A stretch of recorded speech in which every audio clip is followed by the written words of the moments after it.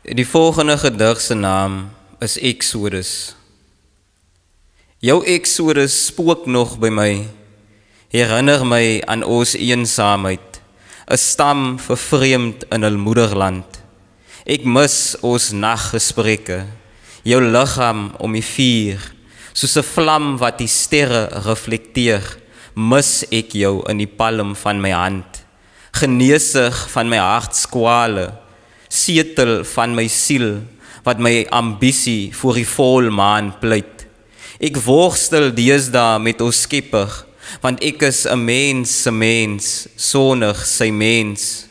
Ek versuip in my bekommernis, dat die hande wat hierdie kraal bymekaar hou, 'n kommoditeit word, 'n slavin ingeboek, om 'n blanke koninkryk aan die suid van Afrika te bou.